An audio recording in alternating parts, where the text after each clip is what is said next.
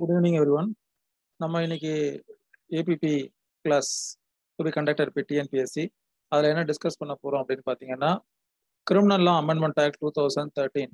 So criminal law amendment act 2013 அப்படிங்கிறது after that Nirbhaya incident justice JS Verma committee was appointed and many changes have been made. So அந்த criminal law amendment 2013 அப்படிங்கிறது ஒரு 4 ஆக்டில் சில சேஞ்சஸை கொண்டு வந்தாங்க. அது என்னென்ன ஆக்ட், என்னென்ன சேஞ்சஸ் அந்த அமெண்ட்மெண்ட் மூலியமா கொண்டு வந்திருக்காங்க அப்படிங்கிறது தான் நம்ம இன்னைக்கு கிளாஸ்ல டிஸ்கஸ் பண்ண போறோம்.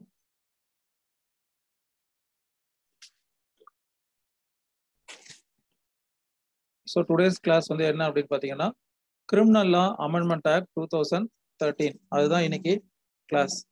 ஸோ இப்போ இந்த கிரிமினல் லா அமெண்ட்மெண்ட் ஆக்ட் 2013 எதை பேஸ் பண்ணி கொண்டு வந்தாங்க? ஆஃப்டர் தட் நிர்பயா இன்சிடென்ட் டெல்லியில that medical college student was gang rape அப்படின்னா மூவிங் பஸ் இல்லையா, அந்த சம்பவத்திற்கு பிறகு there was a wide public outrage throughout India. So அப்போ அந்த பப்ளிக் அவுட்ரேஜை குறைக்கிறதுக்காக more stringent punishments, speedy procedure and other aspects have been incorporated with regard to offences against women and children. So அதற்காக ஒரு கமிட்டியை formulate பண்ணாங்க. அது வந்து retired judge justice JS Verma committee அப்படின்னு சொல்லக்கூடிய அவருடைய கமிட்டி. அந்த கமிட்டியோட ரெக்கமெண்டேஷனை பேஸ் பண்ணி தான் கிரிமினல் லா அமெண்ட்மெண்ட் ஆக்ட் அப்படிங்கிற அந்த அமெண்ட்மெண்ட் ஆக்டை பாஸ் பண்றாங்க. ஸோ 2013 கிரிமினல் லா அமெண்ட்மெண்ட் மூலியமா என்னென்ன ஆக்ட் எல்லாம் சேஞ்ச் பண்ணியிருக்காங்க அப்படின்னு பார்த்தீங்கன்னா, as you all know, IPC, CrPC, evidence act and prevention of children from sexual offences act, POCSO act, இந்த 4 ஆக்ட்ல சேஞ்சஸ் பண்ணியிருப்பாங்க. சரியா? ஸோ இப்போ அந்த 4 ஆக்ட்ல நம்மளுடைய சிலபஸ்ல 3 ஆக்ட் இருக்கு. ஸோ அந்த 3 ஆக்ட் பத்தின விஷயங்கள் தான் நம்ம பார்க்க போறோம். எப்போ இது நடைமுறைக்கு வந்தது அப்படிங்கறத லாஸ்ட் ஏபிபி எக்ஸாம் இதுல கேள்வியா கேட்டிருந்தாங்க. நடைமுறைக்கு வந்தது எப்போ அப்படின்னு பாத்தீங்கன்னா 3/2/2013. This Criminal Law Amendment Act 2013 comes into force with effect from 3rd February 2013. சரியா? அதுக்கப்புறமா கிரிமினல் லா அமெண்ட்மெண்ட் ஏதாவது பண்ணியிருக்காங்களா அப்படின்னு பாத்தீங்கன்னா, after 2013 by the executing that Lokpal and Lok Ayuktas Act 2013, அந்த ஆக்ட் வந்து நடைமுறைப்படுத்தப்படும் பொழுது என்ன பண்றாங்கன்னா, சிஆர்பிசில ஒரு provision section 197, that is with regard to section 197, அதாவது the court when to take cognizance of public servants and judges or magistrates அப்படின்னு சொல்லிட்டு ஒரு ப்ரொவிஷன் நம்ம இது ஏற்கனவே டிஸ்கஸ் பண்ணியிருந்தோம். அதுல வந்து என்ன பண்ணிருப்பாங்கன்னா, சாங்ஷன் வாங்கணும், no court shall take cognizance without prior sanction by the government அப்படிங்கிற மாதிரி ஒரு வேர்டு போட்டிருப்பாங்க. when that offense is against that public servant or that judge or magistrate who cannot be removed except with the permission of the government அப்படின்னு இருக்கும் பொழுது, அந்த நபர் அந்த பணியில் இருக்கும்போது சில தவறை செய்தார் அப்படின்னு சொன்னா அந்த தவறு சார்ந்து ஒரு நடவடிக்கை எடுக்கணும், ஒரு மேஜிஸ்ட்ரேட் கோர்ட்ல ஒரு காக்னிசன்ஸ் எடுக்கணும் ஒரு கோர்ட் அப்படின்னா என்ன பண்ணிருக்கணும், ப்ரீவியஸ் சாங்ஷன் வாங்கியிருக்கணும்னு போட்டிருக்கோம். ஸோ அந்த இடத்துல என்ன பண்ணிருப்பாங்கன்னா, instead of court section 197 CrPC amendment பண்ணிருப்பாங்க, லோக்பால் அண்ட் லோக் ஆயுக்தாஸ் ஆக்ட் 2013 கீழே. ஸோ அது வந்து பாத்தீங்கன்னா that was with effect from 16th January 2014. So அதுதான் வந்து கிரிமினல் லா 2013க்கு அப்புறம் வந்த அமெண்ட்மெண்ட். அது எப்போ நடைமுறைக்கு வந்திருக்கு? 16th January 2014 இருந்து நடைமுறைக்கு வந்திருக்கு. ஸோ செக்ஷன் 197ல except with the previous sanction அப்படிங்கிற இடத்துக்கு பதிலாக as otherwise provided in the Lokpal and Lok Ayuktas act 2013 அப்படிங்கிற வார்த்தையை என்ன பண்ணிருப்பாங்க, இன்சர்ட் பண்ணிருப்பாங்க. சரியா? ஸோ நீங்க தெரிஞ்சுக்கணுங்கிறதுக்காக சொல்றது. அது எப்போ நடைமுறைக்கு வந்துச்சு அப்படின்னு பாத்தீங்கன்னா ஃப்ரம் 16th January 2014. இப்போ நாம பார்க்கக்கூடியது வந்து இன்னைக்கு என்ன பார்க்க போறோம் அப்படின்னு பாத்தீங்கன்னா, criminal law amendment act 2013, act 13 of 2013. அந்த ஆக்டுடைய பிரியாம்பிள்ல என்ன கொடுத்துருப்பாங்கன்னு பாத்தீங்கன்னா, an act further to amend the Indian Penal Code, the Code of Criminal Procedure 1973, the Indian Evidence Act 1872 and the Protection of Children from Sexual Offences Act 2012 அப்படின்னு இருக்கும். So அப்போ இந்த amendment act மூலியமா என்ன பண்றாங்க, 4 சட்டங்களில் மாற்றங்களை கொண்டு வருகிறார்கள். அது என்னென்ன மாற்றங்கள் அப்படிங்கறத தான் நம்ம இன்னைக்கு கிளாஸ்ல பார்க்க போறோம். Accept POCSO act we are going to discuss with regard to other acts. ஏன்னா நம்மளுடைய சிலபஸ்ல போக்சோ ஆக்ட் இல்லை. சரியா? ஸோ இப்போ ஃபர்ஸ்ட் வந்து with regard to IPC. First with regard to IPC என்னென்ன சேஞ்சஸ், என்னென்ன அமெண்ட்மெண்ட்ஸ்லாம் 2013 அமெண்ட்மெண்ட் ஆக்ட் மூலியமா கொண்டு வந்தாங்க அப்படின்னு பார்த்தீங்கன்னா, ஃபர்ஸ்ட் வந்து அமெண்ட்மெண்ட் ஆஃப் செக்ஷன் 100. செக்ஷன் 100 வந்து எதுல வரும்? பிரைவேட் டிஃபென்ஸ் அப்படிங்கிற கேட்டகரியில வரும். செக்ஷன் 96ல இருந்து 106 வரைக்கும் with regard to private defence இல்லையா? ஜெனரல் எக்ஸெப்ஷன்ஸ்ல அந்த private defence with regard to property and person அதுல பத்தி வர்றது தான். அதுல தான் வந்து செக்ஷன் 100 வருது. ஸோ செக்ஷன் 100ல என்ன பண்றாங்கன்னா, செக்ஷன் 100ல ஃபர்ஸ்ட் வந்து they are making an amendment after clause 6. So section 100 முதல்ல என்ன அப்படிங்கிறத நான் ஜஸ்ட் ஒரு இன்ட்ரோ கொடுத்துட்றேன். கொடுத்துட்டு then I will proceed with what changes it has been brought into அப்படிங்கிறத நம்ம டிஸ்கஸ் பண்ணுவோம். சரியா? ஸோ செக்ஷன் 100 என்ன அப்படின்னு பார்த்தீங்கன்னா, when the right of private defense of the body extends to causing death, அதான் section 100. when right of private defense of the body extends to causing death. அப்போ ஒரு மரணம் ஏற்படக்கூடிய வகையில நீங்க அந்த தற்காப்பு பிரைவேட் டிஃபென்ஸை எப்போ எந்த மாதிரியான சூழ்நிலைகள்ல பயன்படுத்தலாம் அப்படின்னு சொல்லும்போது, அது வந்து பாத்தீங்கன்னா மொத்தம் 6 கேட்டகரிஸ் வாஸ் இயர்லியர் தேர். அதுல என்ன பண்றாங்கன்னா செவன்த்லி அப்படின்னு சொல்லிட்டு ஒரு இதை வந்து ஆட் பண்றாங்க. அது என்ன அப்படின்னு பாத்தீங்கன்னா, செவன்த்லி an act of throwing or administering acid or an attempt to throw or administer acid which may reasonably cause the apprehension that grievous hurt will otherwise be the consequence of such act அப்படின்னு சொல்றது.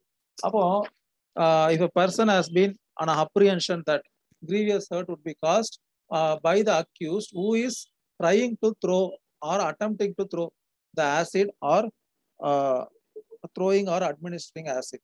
அப்போ அத்தகைய நபருக்கு எதிராக நம்ம ஒரு private டிஃபென்ஸை மேற்கொள்றோம். Say for example, ஒரு நபர் என்னை என்ன பண்றாரு, ஒரு ஆசிடை வந்து வீசுறதுக்காக முயற்சி பண்றாரு.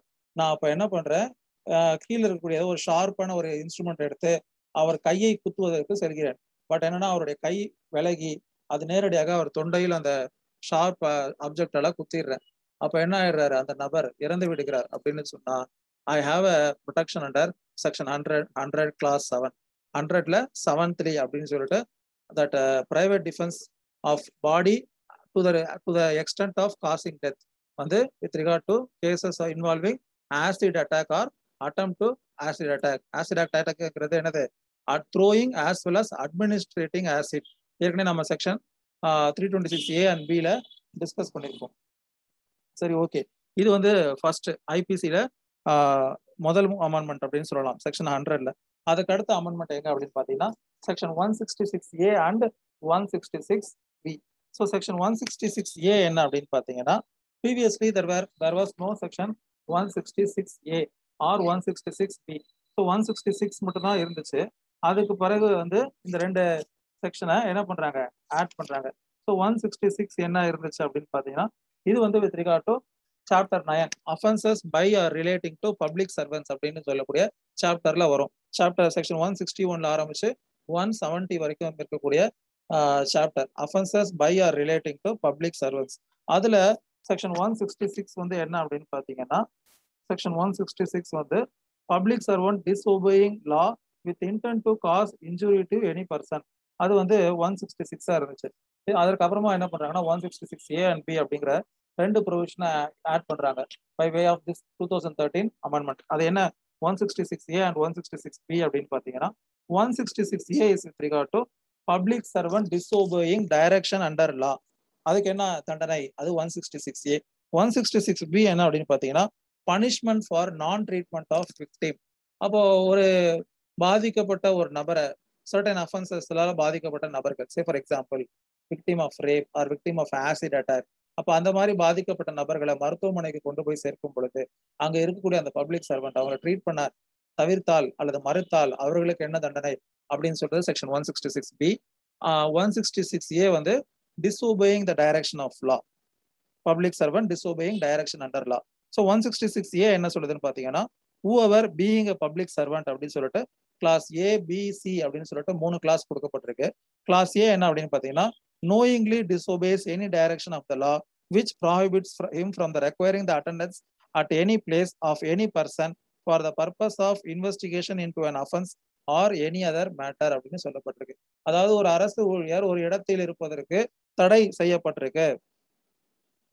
அது ஒரு இடத்தில் இருப்பதற்கும் ஒரு வழக்கு சம்பந்தமாக விசாரிப்பதற்கும் தடை செய்யப்பட்டிருக்கு அப்படின்னா அந்த தடையை மீறி ஒரு நபர் அந்த இடத்திற்கு சென்று அந்த ஒரு எந்த நபரை விசாரிக்க கூடாதுன்னு சொல்லியிருக்காங்களோ அந்த நபரை விசாரிப்பது. Say for example case would have been transferred from state agency to central agency. அப்போ ஸ்டேட் ஏஜென்சி எல்லாம் அந்த கேஸ் ஃபைலையும் ஹேண்ட் ஓவர் பண்ணிடுறாங்க. அதை மீறி யாரையோ காப்பாத்துறதுக்காக அந்த ஸ்டேட்ல அபிஷியல்ல இருக்கக்கூடிய ஒரு சே ஃபார் எக்ஸாம்பிள் ஒரு கூட இப்போ நம்ம சாத்தான்குளம் இன்சிடென்ட் இருக்கு இல்லையா? ஸோ இப்போ அந்த இன்சிடென்ட் நடந்துகிட்டு இருக்கு.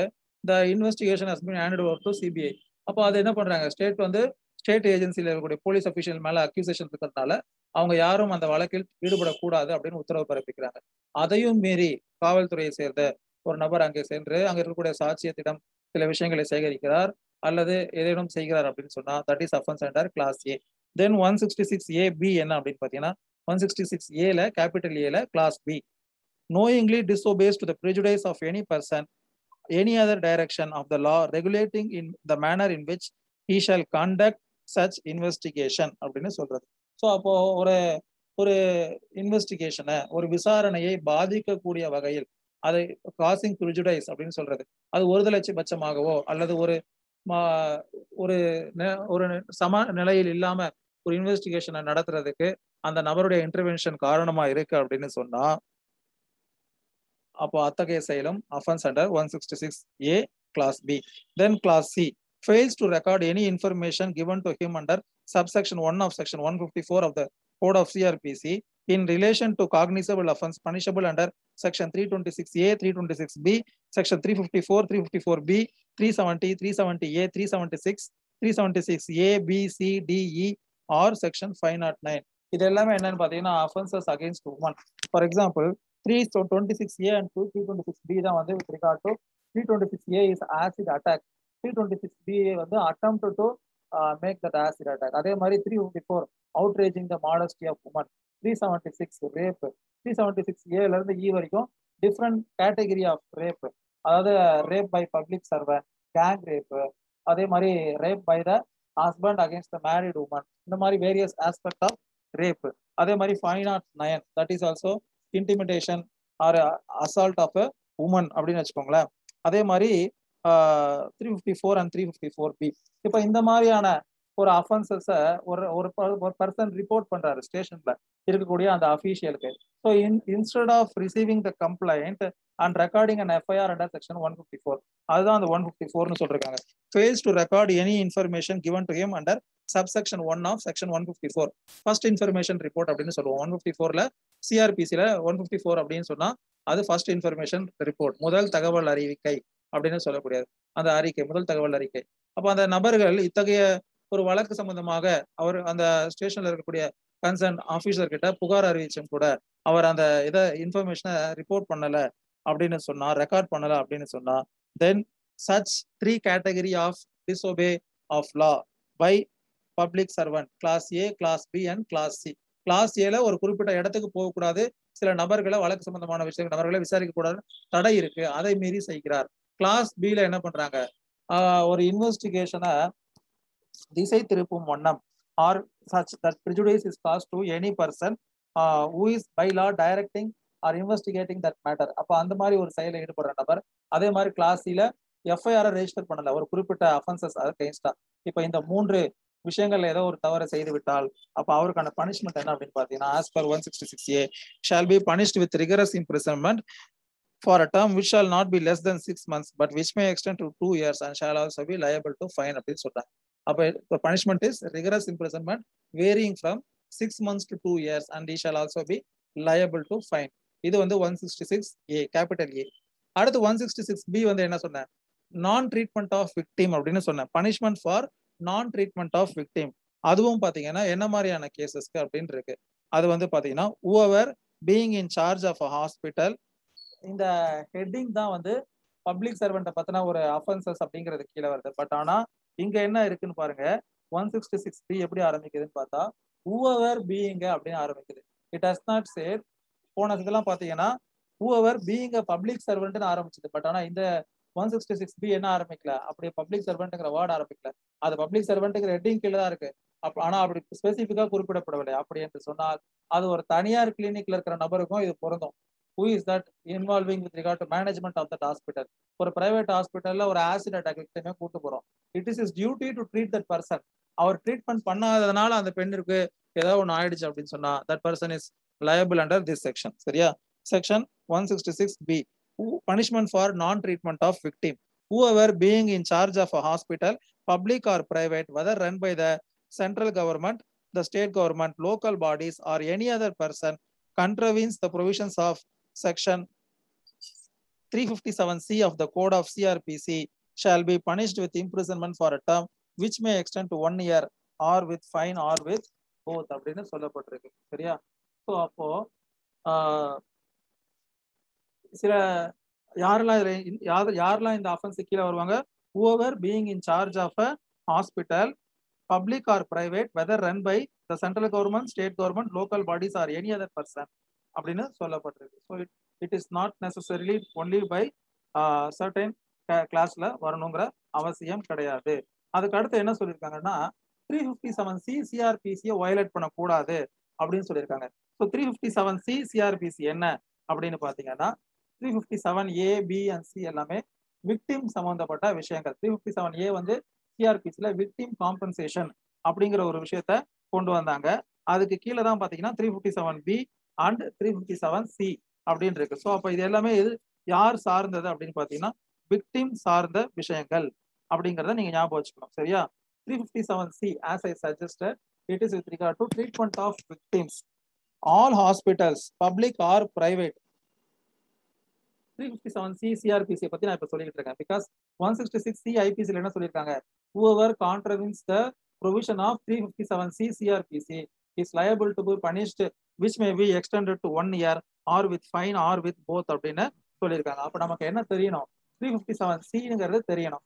டைரக்டா எனக்கு 357C ஞாபகம் வரல அப்படின்னா அதோட சார்ந்து இருக்கக்கூடிய செக்ஷனை நீங்க ஞாபகம் வச்சுக்கணும். ஃபார் எக்ஸாம்பிள் இப்ப என்ன சொன்னேன்? 357A வந்து விக்டிம் காம்பன்சேஷன் அப்படின்னு சொன்னேன். அப்ப 357B, C எல்லாமே விக்டிம் பத்தின விஷயங்கள் தான் இருக்கும் அப்படின்னு இருக்கும். ஞாபகம் வச்சுக்கணும். சரியா? 357C என்ன அப்படின்னு பாத்தீங்கன்னா treatment of victim 57C.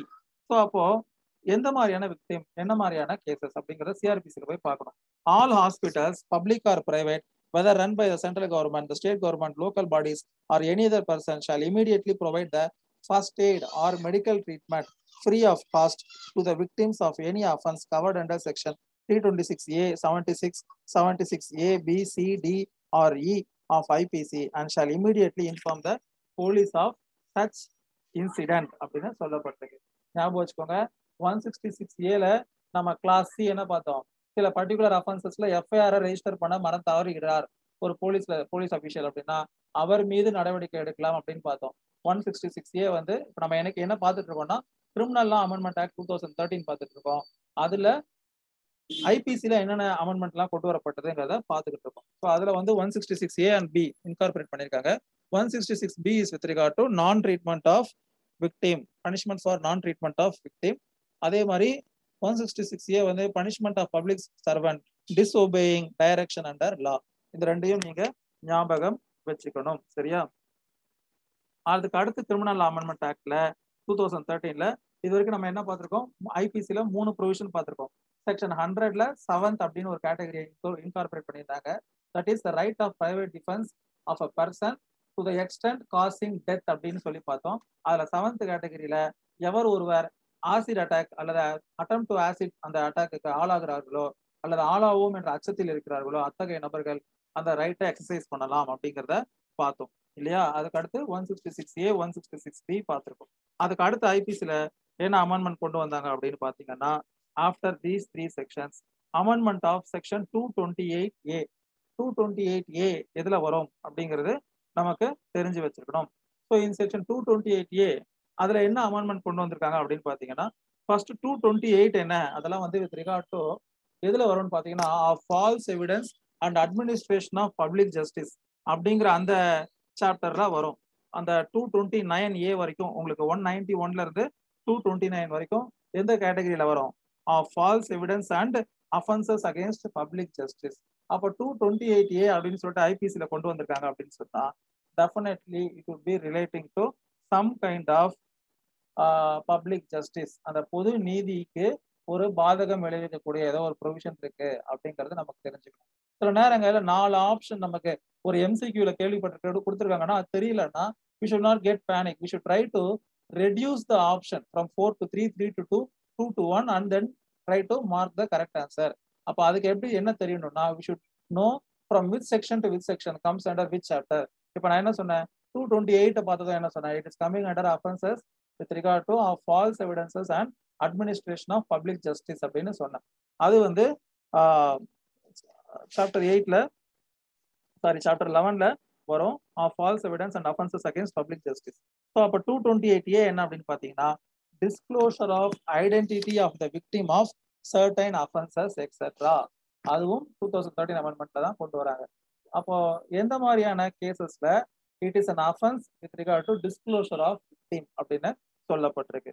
So அப்போ விக்டிம் அப்படின்னு சொன்னா பாதிக்கப்பட்ட நபர்கள் ஏற்கனவே அவர்கள் அந்த பாதிப்புக்கு ஆளாகி இருக்கும் பொழுது மேற்கொண்டு மறுபடியும் அவர்களை அடையாளப்படுத்தி அவர்களை பத்தி பிரசுரிப்பது என்பது சொல்வது அது அவர்களுக்கு மறுபடியும் மேலும் இன்னொரு தண்டனை கொடுக்குற மாதிரி அப்படின்னு இந்த லா ஃபீல் பண்ணுச்சு. ஸோ அதுக்காக கொண்டு வந்ததுதான் 228A. சரி, 228A என்னன்னு பார்ப்போம். Disclosure of the identity of the victim of certain offences etcetera. அதுல மொத்தம் 3 கிளாஸ் இருக்கு. கிளாஸ் 1 என்ன அப்படின்னு பாத்தீங்கன்னா whoever prints or publishes the name or any matter which may make known the identity of any person against whom an offense under section 376A 376A, B, C, D or E is alleged or found to have been committed herein after in this section referred to as the victim, if found to, shall be punished with imprisonment of either description of for a term which may extend to 2 years and shall also be liable to fine அப்படின்னு சொல்லப்பட்டிருக்காங்க. சிம்பிளா சொல்ல போறாங்க பாலியல் வன்புணர்ச்சிக்கு ஆளாயிருக்காங்க, ரேப்புக்கு ஆளாயிருக்காங்க. It may be of any kind of rape. 376ல இருந்து 376A வரைக்கும் இருக்கிறது எல்லாமே டிஃப்ரெண்ட் கைண்ட்ஸ் ஆஃப் ரேப். அப்போ ஒரு பாலியல் குற்றத்திற்கு ஆளாக்கப்பட்ட நபர்கள் அல்லது ஆளாக்கப்பட்டிருக்கிறார்கள் என்று சந்தேகிக்கக்கூடிய நபர்களுடைய புகைப்படத்தையோ whoever prints or publishes the name or any matter which make known the identity of person. It is not necessary that only photo is published but not the name அப்படின்னு சொல்லியும் பண்ண முடியாது. அதே மாதிரி பெயரை மட்டும்தான் பிரசுரிச்சிருக்கோம் நாங்க, அவங்களுடைய முகத்தை பிரசுரிக்கலன்னு சொல்லக்கூடாது. அவங்களுடைய ஐடென்டிட்டியை கண்டுபிடிக்கிற மாதிரி அவர்களோட ஊரின் பெயரோ அவர்களோட பள்ளிக்கூடம், இந்த பள்ளிக்கூடத்தில் படித்துக் கொண்ட 12ஆம் வகுப்பு மாணவி தன் காதலனை பார்க்க சென்ற இடத்தில் அந்த காதலனின் நண்பர்கள் 5 பேரால் அப்படின்னு சொல்லிட்டு எந்த வகையிலுமே அந்த பர்சனுடைய ஐடென்டிபிகேஷனை டிஸ்க்ளோஸ் பண்ணக்கூடிய செயல்ல ஈடுபடக்கூடாது. either by printing or publishing the name or any matter which may make known the identity of any person who is the victim under these offenses. அப்படி செஞ்சிருந்தா அதற்கு 2 வருடங்கள் வரைக்கும் சிறை தண்டனையோ அல்லது அபராதமோ விதிக்கலாம். அதுதான் clause 1 of 228A. Then clause 2, nothing in subsection 1 extends to any printing or publication of the name or any matter which may make known the identity of the victim if such printing or publication is அப்படின்னு சொல்லிட்டு ABC, அதாவது clause 2 is a proviso to clause 1. சில விஷயங்கள் விலக்கு அளிக்கப்படுகிறது. அது என்னன்னு பார்ப்போம். A, by or under the order in writing of the officer in charge of the police station or the police officer making the investigation into such offense acting in good faith for the purpose of such investigation. அப்போ அந்த விசாரணை அதிகாரியின் அனுமதியை பெற்று விசாரணையின் வெற்றிகரமான விஷயத்திற்காக விசாரணை வெற்றி அடையணும் அப்படிங்கிற நோக்கத்திற்காக அந்த பெயரை பிரசுரிக்கலாம் அப்படின்னு சொல்றாங்க. with the permission and it should be for the benefit of investigation of that particular case அப்படின்னா அனுமதிக்கப்படலாமா. that is class A of 2. then B, by or with the authorization in writing of the victim. so police officer அந்த investigating ஆபீசருடைய அனுமதி பெற்றப்பட்டு அந்த விசாரணைக்கு உதவிகரமாக இருக்கும் அப்படிங்கிற பட்சத்துல நீங்க பிரசுரிக்கலாம். அல்லது இரண்டாவதாக அந்த பாதிக்கப்பட்ட நபரின் அனுமதியை பெற்று அப்படின்னு சொல்லப்பட்டிருக்கு. எப்படி பெறணும்? பை ஆத்தரைசேஷன் இன் ரைட்டிங் அப்படின்னு சொல்லப்பட்டிருக்கு. ஃபர்ஸ்ட் சொன்னதும் that permission with regard to officer in charge of the police station or the police after making the investigation, அந்த நபருடைய எழுத்துப்பூர்வமான அனுமதியை பெற்று அப்படின்னு சொல்லப்பட்டிருக்கு. then 2C, where the victim is dead or minor of unsound mind by with the authorization in writing of the next kin of the victim அப்படின்னு சொல்லப்பட்டிருக்கு. அதாவது அந்த நபரின் நெக்ஸ்ட் ஃப்ரெண்ட் அப்படின்னு சொல்லுவாங்க. ஒரு மைனரோ இல்ல ஒரு அன்சவுண்ட் பர்சனா இருந்தாலும் who is a lawful Guardian வச்சுக்கோங்களேன். அப்ப அவர்களுடைய அனுமதியை பெற்று பிரசுரித்தால் அது தவறல்ல அப்படின்னு சொல்லியிருக்காங்க. அதுக்கு அடுத்து அதுலயும் இன்னொரு விஷயம் என்ன சொல்லியிருக்காங்கன்னா, provided that no such authorization shall be given by the next of kin to anybody other than the chairman or the secretary by whatever name called of any recognized welfare institution or organization அப்படின்னு சொல்லப்பட்டிருக்கு. அதாவது clause C of that subsection 2 is applicable only to any registered welfare institution or any recognized welfare institution or organizations, secretary or chairman அப்படின்னு சொல்லப்பட்டிருக்கு. சரியா? So that institution should be recognized by or behalf of the government agency அப்படிங்கிறது எக்ஸ்பிளனேஷன்ல சொல்லப்பட்டிருக்கு.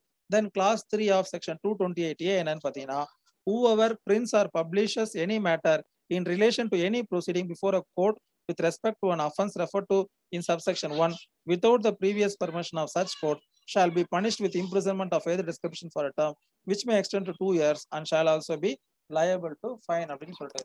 So அப்போ court cognisance எடுத்துட்டாங்க. கோர்ட்டுடைய விசாரணையில் நிலுவையில் இருக்கக்கூடிய ஒரு வழக்கில் அந்த பாதிக்கப்பட்ட அந்த விக்டிமை பத்தின இதை வந்து அந்த நீதிமன்றத்தின் அனுமதியை கோராமல் பிரசுரித்து விட்டால் அப்ப அதற்கான தண்டனை அதே 2 வருடம் வரும் நீடிக்கக்கூடிய சிறை தண்டனையோ அல்லது அபராதமோ விதிக்கப்படும் அப்படின்னு சொல்றாங்க.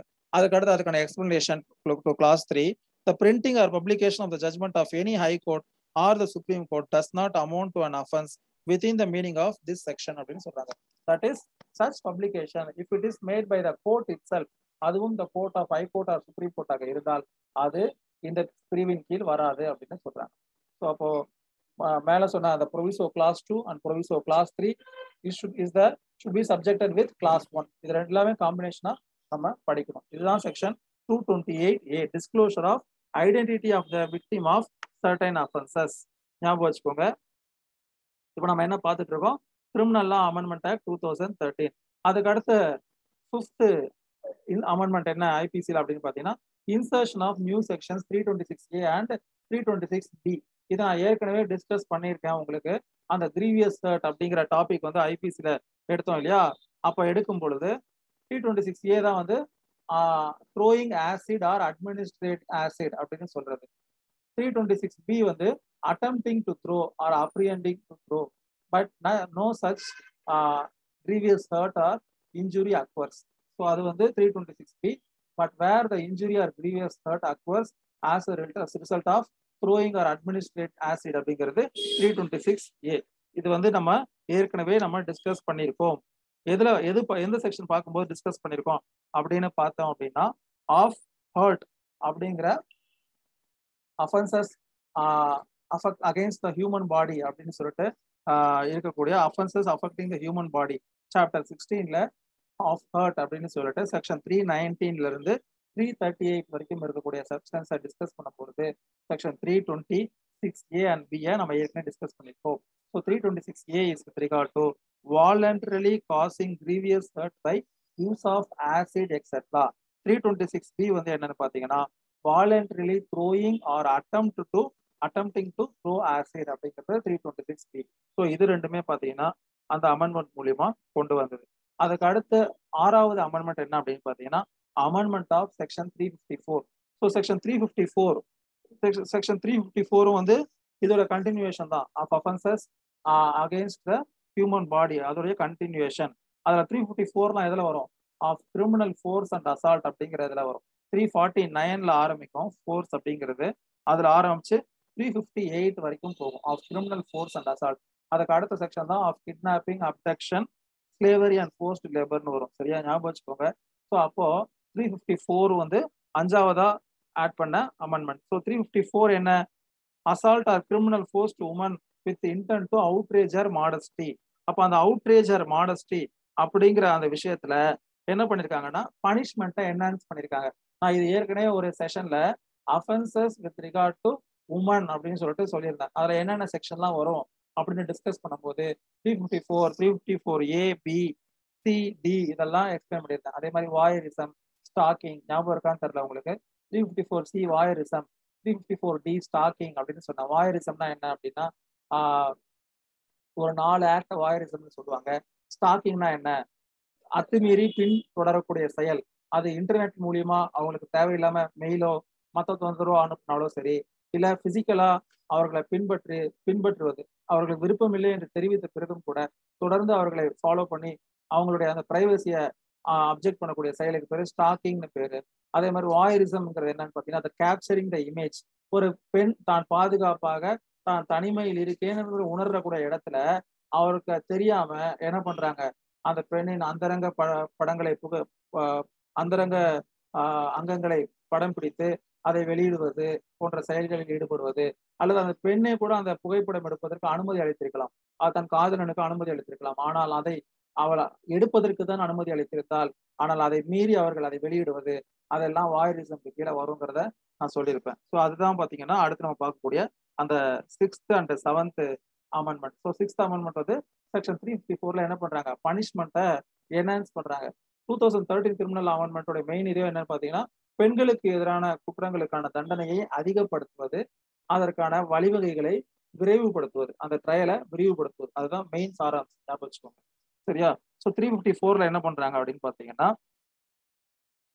அந்த பனிஷ்மெண்ட்டை எக்ஸ்டெண்டட் டு 2 இயர்ஸ்ங்கிற இந்த பனிஷ்மெண்ட்டை which shall not be less than 1 year but which may extend to 5 years அப்படின்னு மாத்திருப்பாங்க. Outraging the modesty of woman அப்படிங்கிற இதுல எல்லாமே சேமா தான் இருக்கும். நம்ம ஏற்கனவே இதை பத்தி டிஸ்கஸ் பண்ணிருக்கோம். பனிஷ்மெண்ட் மொத்தம் அப் டு 2 இயர்ஸ்ங்கிறத எக்ஸ்டெண்ட் அப் டு 2 இயர்ஸ்ங்கிறத shall not be less than 1 year but which may extend to 5 years அப்படின்னு மாத்திருப்பாங்க. Section 354 is with regard to outraging the modesty of woman. அதுக்கப்புறமா they would have inserted sections 354A, B, C and D. So அதை பத்தி நம்ம ஏற்கனவே discuss பண்ணியிருப்போம். So 354A என்ன, 354B என்ன அப்படிங்கிறதுலாம் சொல்லியிருப்போம். 354A வந்து sexual harassment at work places. What amounts to sexual harassment சொல்லி 4 கேட்டகரி படிச்சிருப்போம். ஞாபகம் இருக்கான்னு தெரியல உங்களுக்கு. That is making sexual remarks ஒன்று, அதே மாதிரி expressing that sexual interest without that woman's இது, அதே மாதிரி physical contact, demand or request for sexual favours, showing pornography, இது எல்லாமே வந்து என்ன செக்ஷுவல் ஹராஸ்மெண்ட்ங்கிறது 354A வரும். அதுக்கான பனிஷ்மெண்ட் என்ன. அதே மாதிரி 354B வந்து with regard to assault or using criminal force with intent to disrobe a woman. அதாவது அந்த பெண்ணின் ஆடையை களைவதற்கான நோக்கத்தில், அந்த களைவதற்கான எண்ணத்தில் ஒரு பலத்தை பிரயோகப்படுத்தக்கூடிய செயல் தான் 354B. தென் 354C இஸ் வாயரிசம், கொஞ்ச நேரத்துக்கு முன்னாடி சொன்னேன். அதே மாதிரி ஸ்டாக்கிங் 354D. இது எல்லாமே கிரிமினல் அமெண்ட்மெண்ட் ஆக்ட் 2013 ஐபிசில 7th அமெண்ட்மெண்டா இன்சர்ட் பண்ணிருப்பாங்க. இன்சர்ஷன்ல 7th செக்ஷனா. சரியா, ஞாபகம் வச்சுக்கோங்க. இதை பத்தி ஏற்கனவே சஃபிஷியண்டா டிஸ்கஸ் பண்ணியிருக்கேன். when we are discussed with regard to offenses involving that criminal force and assault, அதை பத்தி எடுக்கும்போது டீட்டெயிலா எடுத்திருக்கேங்கிற நம்பிக்கையில நான் அதை வந்து நெக்ஸ்ட் செக்ஷன் மூவ் பண்றேன். தென் தட் 8th ப்ரொவிஷன் எதை இன்சர்ட் மாடிஃபை பண்ணிருக்காங்கன்னு பாத்தீங்கன்னா, substitution of new section 370 and 370A for section 370. So அந்த 370, 370A என்னங்கிறதையும் நம்ம டிஸ்கஸ் பண்ணிருக்கோம். என்ன அப்படின்னு பாத்தீங்கன்னா, டிராபிகிங் சம்பந்தப்பட்ட ஒரு விஷயம். டிராபிக் ஆஃப் பர்சன்ஸ், அதாவது ஆட்களை கடத்தும் செயல். ஸோ அப்போ அந்த ஆட்களை கடத்தும் செயல் அதை பத்தின விஷயங்களும், அதுக்கு அடுத்து அந்த 370 and 370A and 370B இது வந்து எதுல பார்த்தோம் அப்படின்னு பாத்தீங்கன்னா, with while we are discussing that kidnapping, abduction, slavery and forced labor section 359ல ஆரம்பிச்சு செக்ஷன் 374 வரைக்கும் டிஸ்கஸ் பண்ணும் பொழுது நம்ம என்ன பார்த்தோம், 370 and 370A பார்த்தோம். 370 was trafficking of person and 370A is with regard to exploitation of a trafficked person. So அப்போ ஒரு நபரை கடத்தி அவர்களை துன்புறுத்தி அவர்களை ஊனமாக்குறது, அதே மாதிரி அல்லது அவர்களை பிச்சை எடுக்க வைப்பது, இந்த மாதிரியான விஷயங்கள்லாம் பத்தி நம்ம டிஸ்கஸ் பண்ணியிருந்தோம் செக்ஷன் 370 and 370Aல. அதுதான் வந்து பாத்தீங்கன்னா 8th substitution of this particular amendment act 2013. சரியா, அதுக்கு அடுத்து 9th சப்ஸ்டிடியூஷன் என்ன அப்படின்னு பாத்தீங்கன்னா, for section 375, 376, 376A, B, C and D அதுல இந்த ரேப் சம்பந்தப்பட்ட ப்ரொவிஷன்ஸ்ல எதெல்லாம் ரேப்பு, அதே மாதிரி extra aspects with regard to definition of rape, அதே மாதிரி enhancement of punishments with regard to rape, அது எல்லாமே வந்து பாத்தீங்கன்னா this 9th aspect. So section 375 to 375Aல இருந்து E வரைக்கும் இருக்கக்கூடிய விஷயங்கள். 375 தான் டெஃபினிஷன் ஆஃப் ரேப் நமக்கு தெரியும். 376 இஸ் பனிஷ்மெண்ட் ஆஃப் ரேப். அதே மாதிரி எதெல்லாம் ரேப் ஆகுங்கிறத நான் ஏற்கனவே சொல்லியிருந்தேன் ஒரு செஷன்ல, உங்களுக்கு தெரியும். 4 வகையான விஷயங்கள், பெனட்ரேஷன், மேனிபுலேஷன், எக்ஸெட்ரா டிஸ்கஸ் பண்ணியாச்சு. தென் இந்த 376A to E அதுவும் நம்ம ஏற்கனவே பார்த்தாச்சு. 376A வந்து பாத்தீங்கன்னா எதாவது ஞாபகம் வச்சுக்கணும் அப்படின்னு பாத்தீங்கன்னா, அருணா ஷென்பாக் கேஸ ஞாபகம் வச்சுக்கோங்க. 376A அதாவது என்னது, அந்த ரேப்புடைய அவுட்கம் காரணமாக ஒரு பெண் வெஜிடேட்டிவ் ஸ்டேட்ல, like she has been in coma for a longer period of time. ஏற்கனவே கற்பழிப்பு என்பதே அந்த பெண் மீது ஏற்படுத்தக்கூடிய மிகப்பெரிய பாதிப்பு. அதையும் மீறி அந்த பெண் மரணத்தையும் தழுவ முடியாமல் படுத்த படுக்கையாக ஒரு கோமா நிலையிலே பல ஆண்டுகளாக இருந்தால், அத்தகைய விஷயங்களுக்கு என்ன தண்டனைன்னு சொல்றதுதான் 376A. Then 376B is with regard to that rape caused by the husband while against the woman while they were in separation. அதுக்கு என்ன தண்டனைன்னு சொல்றது 376B. Then 376C is with regard to sexual intercourse by person in authority. அதாவது வேலியே பயிரமேற கதை, அதுதான் 376C. காவல்துறையோ அல்லது ஒரு பாதுகாப்பு துறையோ அந்த மாதிரி பாதுகாக்க வேண்டிய நபர்கள் அத்துமீறக்கூடிய செயல் 376C. Then 376D is with regard to gang rape, கூட்டுத்தனமான ஒரு காட்டு மிராண்டித்தனமான அந்த பாலியல் வன்கொடுமை, அதுதான் gang rape 376D. Then 376E is with regard to punishment for repeated offenders அப்படின்னு சொல்லக்கூடியது. மீண்டும் மீண்டும் தவறுகளை செய்வது, ஒரு முறை செய்வதே ஒரு மனிதாபிமானமற்ற செயல், இதை மறுபடியும் செய்யக்கூடிய போது அதற்கு என்ன தண்டனை வழங்குறது அப்படிங்கிறதுலாம் வந்து 376E. ஸோ இப்போ இதுக்கான definitions as well as punishments இது எல்லாமே இந்த 2013 அமெண்ட்மெண்ட்ல என்ன பண்ணிருப்பாங்க, என்ஹான்ஸ் பண்ணி கொடுத்துருப்பாங்க. ஸோ இது வந்து ஒரு முக்கியமான ஐபிசில ஒரு முக்கியமான இது இது வந்து பாத்தீங்கன்னா 9th செக்ஷன் அப்படின்னு சொல்லலாம், 9th சேஞ்ச் அப்படின்னு சொல்லலாம். இதை பத்தி டீட்டெயிலா நம்ம ஏற்கனவே லைட்டா பார்த்துருக்கோம். அதே மாதிரி ரேப் அப்படிங்கிற அந்த தனி கிளாஸஸ்ல டீட்டெயிலா பார்ப்போம். ஸோ இதெல்லாம் வந்து பாத்தீங்கன்னா விஷயங்கள். அதுக்கப்புறமா லாஸ்டா செக்ஷன் 509. ஸோ மொத்தம் 10 ப்ரொவிஷன் அமெண்ட் பண்ணியிருக்காங்க ஐபிசில, ஞாபகம் வச்சுக்கோங்க. என்ன 10 ப்ரொவிஷன் அப்படிங்கிறத நான் ஒரு டைம் மறுபடியும் சொல்றேன். லாஸ்ட் ப்ரொவிஷன் வந்து பாத்தீங்கன்னா செக்ஷன் 509. ஏற்கனவே 509 பத்தி ஷார்ட்டா சொல்லியிருந்தேன். That is word, gesture or act intended to insult the modesty of woman. So இது எந்த சாப்டர் கீழே வரும் அப்படின்னு பாத்தீங்கன்னா of criminal intimidation, insult and annoyance அப்படின்னு சொல்லிட்டு லாஸ்ட்டுக்கு முன்னாடி சாப்டர், அதாவது சாப்டர் 22ல வரும். செக்ஷன் 503ல இருந்து 510 வரைக்கும். அதுல அதிகமா நம்ம எல்லாம் கேள்விப்படக்கூடிய செக்ஷன் என்னன்னு பாத்தீங்கன்னா 506 part 1 and 506 part 2. Most of the criminal கேசஸ்ல அடித்தடி கேஸ்ல 506 போடுவாங்க. 506 part 1 and part 2 என்னன்னா கிரிமினல் இன்டிமிடேஷன், அதாவது அச்சுறுத்தல் அல்லது மிரட்டல் அப்படின்னு சொல்றது. ஒரு நபர்களுக்குள்ள சண்டை நடக்கும் பொழுது உன்னை நான் காலி பண்றோம் பாரு அப்படின்னு சொல்லுவாங்க இல்லையா, அதெல்லாம் கிரிமினல் இன்டிமிடேஷன் சொல்லுவாங்க 506ல. 506 part 1க்கும் part 2க்கும் என்ன வித்தியாசம்னா, part 1 வந்து லெசர் திங், சும்மா வாய் ஒளியாக சொல்வது. part 2 என்னன்னா அதை செயலில் காட்டுவது, அதான் part 2. ஒரு நபர் அதற்கான ஆயுதத்தை வைத்து உன்னை காலி பண்றோம் பாருன்னு மிரட்டுறது, இல்ல அதை இன்னும் அதை நோக்கி ஒரு செயலில் ஈடுபடக்கூடியதா part 2ன்னு சொல்லுவாங்க. ஸோ அப்போ அதுக்கு 7 years வரைக்கும் இம்ப்ரிசன்மெண்டா இருக்கும், ஒரு செஷன்ஸ் அஃபென்ஸா கருதப்படும். இது வந்து மேஜிஸ்ட்ரேட் கோர்ட்ல நடத்தக்கூடிய அஃபென்ஸா இருக்கும். இது வந்து நம்ம நார்மலா தெரியும். 509 வந்து that criminal intimidation was done with regard to insult was done with regard to outraging the modesty. 509 சரியா, to insult the modesty of woman. So இதுக்காக ஆட் பண்ணது செக்ஷன் 509. அப்ப இது வரைக்கும் நம்ம 10 ப்ரொவிஷனை டிஸ்கஸ் பண்ணிருக்கோம். அமெண்ட்மெண்ட்டா ஐபிசிக்கு என்னென்ன கொண்டு வந்தாங்க அப்படின்னு சொல்லிட்டு செக்ஷன் 100ல ஆரம்பிச்சு செக்ஷன் 509 வரைக்கும் 10 செக்ஷன்ஸ் என்னென்ன அப்படிங்கிறத நான் ஜஸ்ட் செக்ஷன் மட்டும் சொல்றேன். நான் ஜஸ்ட் நீங்க ஒரு ரீகலெக்ஷனுக்காக ஞாபகம் வச்சுக்கோங்க. ஃபர்ஸ்ட் நம்ம செக்ஷன் 100ல 7th அப்படின்னு பார்த்தோம், ரைட் டு பிரைவேட் டிஃபென்ஸ்ல, அது ஒண்ணு. ரெண்டாவது என்ன அப்படின்னு பாத்தீங்கன்னா section 166A and 166B. That is ஒரு பப்ளிக் சர்வெண்ட் டிஸ்ஓபே பண்றாங்க டைரக்ஷனை, எஃப்ஐஆர் ரெஜிஸ்டர் பண்ண மாட்டேங்கிறாங்க, அதே மாதிரி அந்த இன்வெஸ்டிகேஷனை டேம்பர் பண்றாங்க, அதெல்லாம் வந்து 166A பார்த்தோம். அதே மாதிரி 166B என்ன பார்த்தோம், நான் ட்ரீட்மெண்ட் ஆஃப் விக்டிம், அதுக்கான பனிஷ்மெண்ட் என்னன்னு பார்த்தோம் 166A and 166B. இது ரெண்டாவதா பார்த்தோம். மூணாவதா என்ன பார்த்தோம் அப்படின்னு பாத்தீங்கன்னா 228A பார்த்தோம். ஸோ 228A என்ன அப்படின்னு பாத்தீங்கன்னா with regard to administration of justice அப்படின்னு சொன்னேன். 228A அது சம்பந்தப்பட்ட ஒரு ஒரு செயல் அப்படின்னு சொன்னேன். ஸோ அந்த 228A நம்ம என்ன பார்த்தோம் அப்படின்னு பாத்தீங்கன்னா that is with regard to disclosure of identity of that victim in some offenses 228A பார்த்தோம் மூணாவதா. நாலாவதா 326A and 326B, that is including that acid attack and attempt to that acid attack அந்த செயல்களை பார்த்தோம் நாலாவதா. அதுக்கு அடுத்து ஐந்தாவதாக என்ன பார்த்தோம் அப்படின்னு பார்த்தீங்கன்னா 354ல பனிஷ்மெண்ட்டை என்ஹான்ஸ் பண்ணியிருந்தாங்க, outraging the modesty of woman. அதுக்கடுத்து ஆறாவதா 4 ப்ரொவிஷனை 354க்கு அப்புறம் ஆட் பண்ணியிருப்பாங்க. 354A is with regard to sexual harassment அப்படின்னா என்னங்கிறத டிஃபைன் பண்ணியிருப்பாங்க. 354B என்ன அப்படின்னு பார்த்தீங்கன்னா using assault or criminal force with intent to disrobe the woman. அடுத்து 354Cல என்ன பண்ணியிருப்பாங்கன்னா வாயரிசம்னா என்ன, 354Dல ஸ்டாக்கிங்னா என்ன. இது வந்து பார்த்தீங்கன்னா கிட்டத்தட்ட ஒரு 6 ஆஸ்பெக்ட் பார்த்துருப்போம். அதுக்கு அடுத்து நம்ம என்ன பார்த்தோம் அப்படின்னு பார்த்தீங்கன்னா வித் ரிகார்ட் டு ரேப் வந்து நம்ம பார்த்தோம். ஸோ செக்ஷன் 375ல இருந்து 376Aல இருந்து இ வரைக்கும், 376 376Aல இருந்து இ வரைக்கும் different kinds of rape, different definitions of rape has been modified. அதே மாதிரி punishment of rape has been enhanced.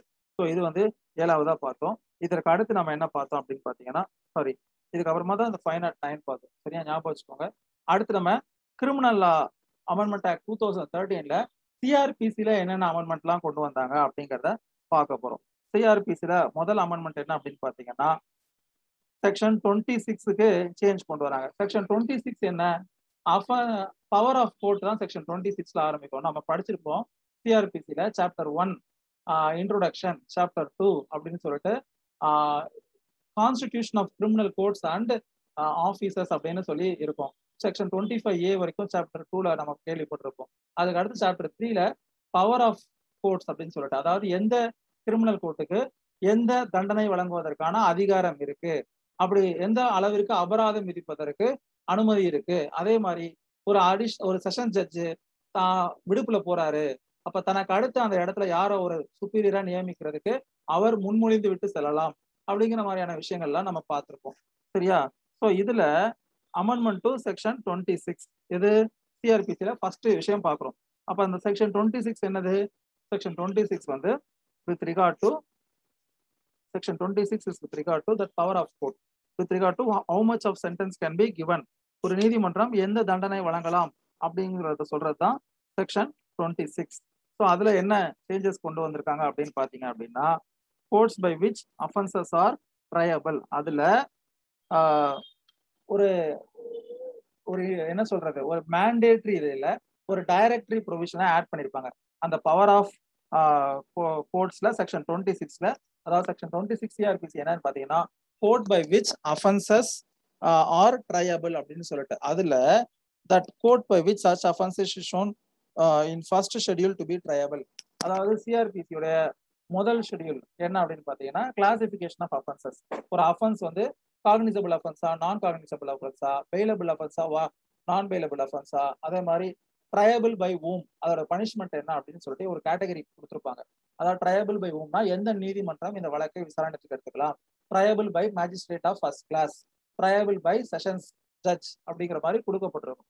அப்போ இதுல என்ன சொல்றாங்கன்னா, இப்போ சில அஃபென்சஸ் இந்த செக்ஷன் 26ல offences with regard to section 376, அதாவது ரேப் சம்பந்தப்பட்ட அந்த வழக்குகள் இருக்கு 376 376Aல இருந்து இ வரைக்கும், இத்தகைய வழக்கு முடிந்த வரை அதை விசாரிக்கக்கூடிய நீதிபதி ஒரு பெண்ணாக இருந்தால் அது இதுவா இருக்கும் அப்படின்னு சொல்லி சிறப்பா இருக்கும் அப்படின்னு சொல்றாங்க. It is only director provided that as far as possible அப்படின்னு சொல்லிட்டு செக்ஷன் 26ல என்ன பண்ணிருப்பாங்க, இன்க்ளூட் பண்ணிருப்பாங்க. ஸோ அது வந்து சிஆர்பிசில first amendment with regard to amendment act of 2013.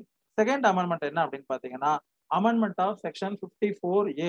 So section 54A என்ன வரும் கிரிமினல் லா அமெண்ட்மெண்ட் ஆக்ட்ல, செக்ஷன் 54 எல்லாமே வந்து பாத்தீங்கன்னா ஆஃப்டர் அரெஸ்டுக்கு அப்புறம் வரக்கூடிய விஷயங்கள். அப்போ சாப்டர் 5ல வரும், ஞாபகம் வச்சுக்கணும்.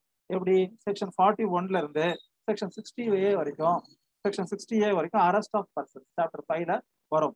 அதுல 54A என்ன அப்படின்னு பாத்தீங்கன்னா identification of person arrested, identification of person arrested அப்படின்னு சொல்லிட்டு என்ன பண்றாங்க, provided that if the person identifying the person arrested is mentally or physically disabled, such process of identification take place under the supervision of a judicial magistrate who shall take appropriate steps to ensure that such person identifies the person arrested using the methods that person is comfortable with அப்படின்னு சொல்றாங்க.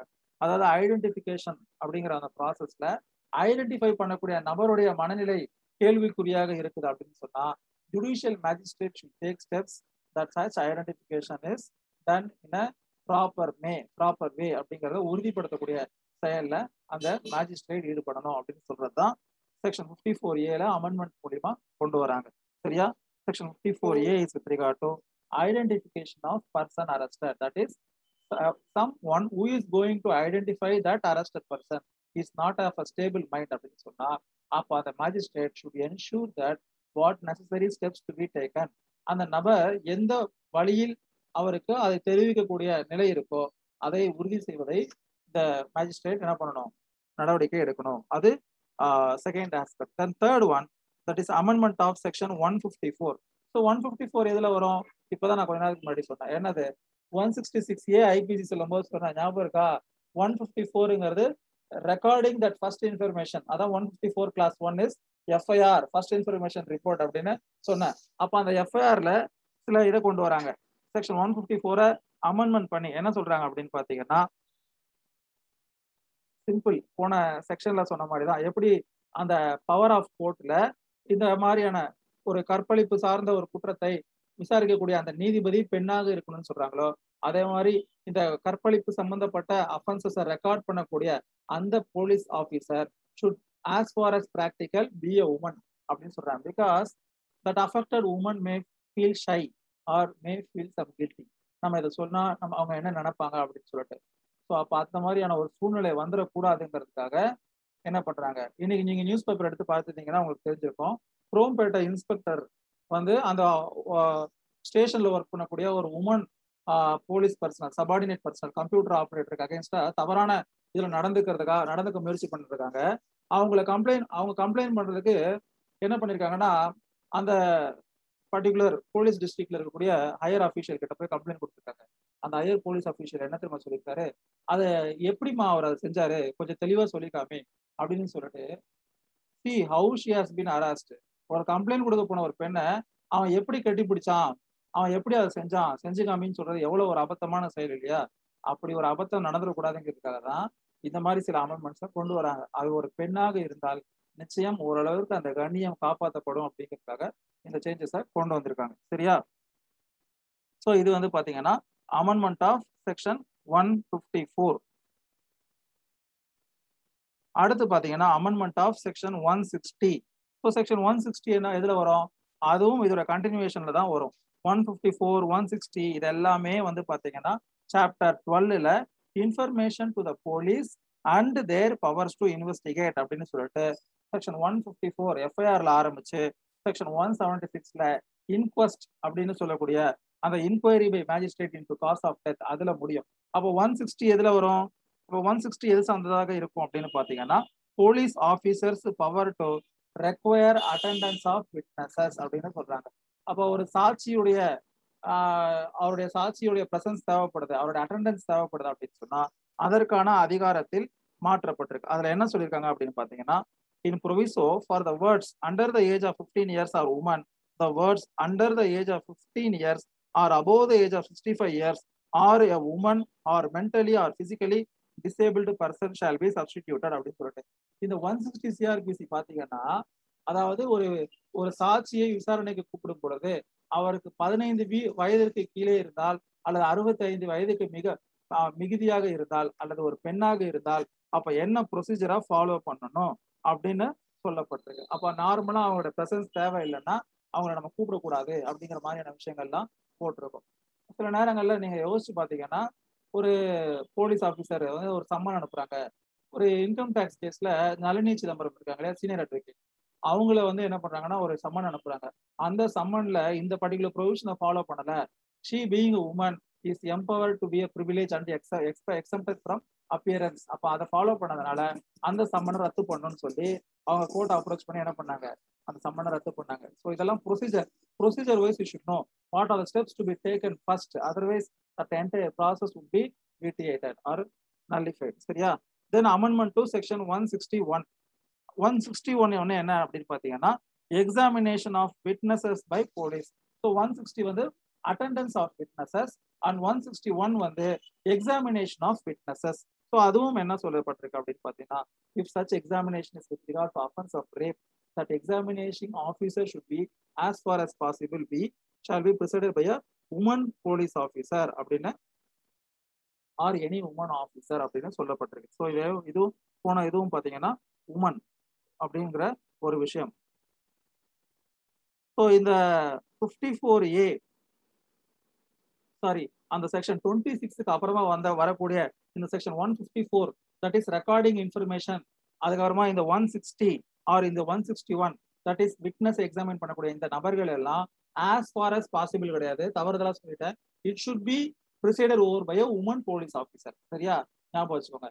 Only அந்த section 26ல அந்த நீதிபதியாக இருக்கிறாங்க இல்லையா, ஒரு sections கோர்ட்ல 375 376 ஒரு பாலியல் வழக்கு விசாரிக்கக்கூடிய நீதிபதி ஒரு பெண்ணாக இயன்றவரை இருக்கணும்னு போட்டிருக்கு. ஆனால் இந்த காவல்துறை அதிகாரிகளை பொறுத்தவரை நிச்சயமாக அவர்கள் பெண்ணாக தான் இருக்கணும் அப்படிங்கிறது ஒரு தெளிவாக குறிப்பிடப்பட்டிருக்கு. தென் அமெண்ட்மெண்ட் ஆஃப் செக்ஷன் 164 என்னது, கன்ஃபெஷன். அதுதான் நம்ம 164 recording of confession and statements.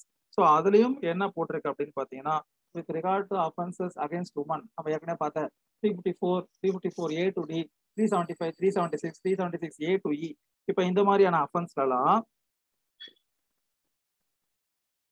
இமீடியட்டா பண்ணணும் அப்படின்னு சொல்லி போட்டிருக்காங்க. as soon as such commission of the offense is brought to the notice of police அப்படின்னு சொல்லியிருக்காங்க. அதே மாதிரி அவங்களுடைய மனநிலை பாதிக்கப்பட்டுருச்சு இந்த சம்பவத்தால், ஒரு மனநிலை பாதிக்கப்பட்ட பெண்ணிற்கு ஒரு அநீதி இழைக்கப்பட்டால் அந்த ரெக்கார்ட் பண்ணக்கூடிய magistrate should take necessary steps to ensure that statement is recorded properly. அது அப்படிங்கிறத சொல்லப்பட்டிருக்காங்க. சரியா, இதெல்லாம் பாத்தீங்கன்னா amendment to section 164. Then amendment to section 173. 173 என்ன அப்படின்னு பாத்தீங்கன்னா, report of police officer on completion of investigation 173. அதுல அதுவும் with regard to offences under 376D or 376E. அதுல என்ன போட்டிருக்கு அப்படின்னு பாத்தீங்கன்னா 376D 376E அப்படிங்கிற அந்த இதை இன்கார்பரேட் பண்ணிருக்காங்க. தென் செக்ஷன் 197ல அமெண்ட்மெண்ட் கொண்டு வந்திருக்காங்க. Prosecution of judges and public servants. அதான் நான் சொன்னேன், சாங்ஷன் வாங்கணும்னு சொன்னேன். அதாவது முன் அனுமதி பெற வேண்டும் அப்படின்னு சொல்லிட்டு ஏற்கனவே நம்ம சொல்லியிருக்கோம். அதுல with regard to prosecution of public servants and judges, prosecution should be obtained as per the Lokpal and Lok Ayuktas act 2013. அதுக்கு முன்னாடி கவர்மெண்ட் கிட்ட அனுமதி வாங்கி விசாரணையை நடத்தணும் அப்படின்னு சொல்லி போட்டிருந்துச்சு.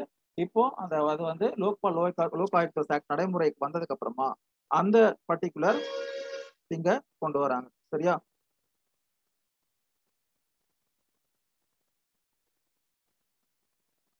அதுலயே என்ன சொல்லியிருப்பாங்கன்னா, no sanction is required if that offence is involving moral turpitude. அதான் அந்த 354ல இருந்து அப்புறமா 375 376 இந்த ஒரு சில வழக்குகளில் அந்த பப்ளிக் சர்வெண்டோ இல்ல ஜட்ஜோ குற்றம் சுமத்தப்பட்டிருந்தால் அப்போ அத்தகைய வழக்குகள்ல அவர்கள்கிட்ட நம்ம என்ன பண்ண தேவையில்லை, சாங்ஷன் வாங்கணுங்கிற அவசியம் கிடையாது.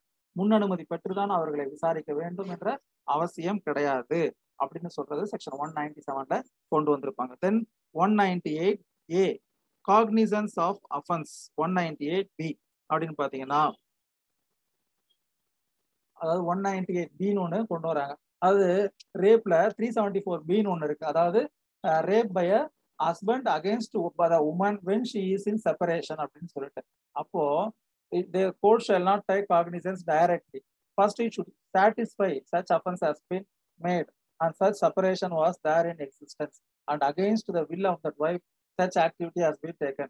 அப்படிங்கிற அந்த அடிப்படை ஆரம்ப கட்ட முகாந்திரம் இருந்தால் மட்டும்தான் அந்த வழக்கை விசாரணைக்கு எடுத்துக்கணும் அப்படின்னு சொல்றாங்க 198Bல. தென் பாத்தீங்கன்னா செக்ஷன் 273 அமெண்ட்மெண்ட் பண்ணிருக்காங்க. செக்ஷன் 273 என்ன அப்படின்னு பாத்தீங்கன்னா, provided that where evidence of woman below the age of 18 years have to be subjected to rape or sexual offense is to be recorded, the court may take appropriate measures to ensure that such woman is not confronted by the accused while at the same time ensuring the right of cross examination of the accused அப்படின்னு சொல்லப்பட்டிருக்காங்க. அப்ப அந்த 18 வயதிற்கு கீழே இருக்கக்கூடிய பெண்கள் மீது தனி கவனம் செலுத்த வேண்டும் அவர்களை விசாரிக்கும் பொழுது அப்படின்னு சொல்றதுதான் அந்த பர்டிகுலர் அமெண்ட்மெண்ட். தென் அமெண்ட்மெண்ட் செக்ஷன் 309. செக்ஷன் 309 என்ன அப்படின்னு பாத்தீங்கன்னா, மிசலேனியஸ் ப்ரொவிஷன்ஸ் அப்படின்னு சொல்லிட்டு வரும். அதுக்கு கீழே வரக்கூடிய செக்ஷன்ஸ் செக்ஷன் 309, அதாவது general provisions as to inquiries and trials அப்படின்னு சொல்லுவாங்க. செக்ஷன் 309 வந்து பாத்தீங்கன்னா power to postpone or adjourn the proceedings. நார்மலா எப்போ வந்து அட்ஜர்ன்மெண்ட் கொடுக்கலாம் அப்படின்னு சொல்லிட்டு ஒன்று இருக்கு. ஒரு கிராஸ் எக்ஸாமினேஷன் என்னைக்கு சீஃப் எடுக்கிறாங்களோ அன்னைக்கே எடுக்கணும் அப்படின்னு லால இருக்கு. அப்போ அந்த அட்ஜர்ன்மெண்ட் ப்ரொசீடிங்ஸை பத்தி கொடுக்கறது தான் அமெண்ட்மெண்ட் ஆஃப் செக்ஷன் 309.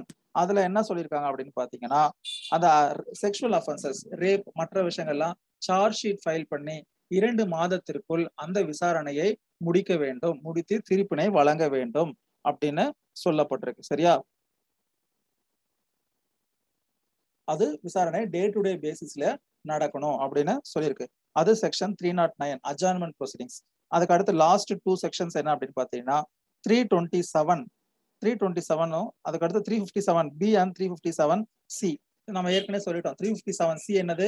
357C வந்து punishment for non treatment of victims அப்படின்னு சொல்லியிருக்கோம். அதுக்கு அடுத்து 357B வந்து compensation in addition to aspects. So இதெல்லாம் வந்து பாத்தீங்கன்னா ஒரு வைட்டல் அமெண்ட்மெண்ட்ஸ். சரியா?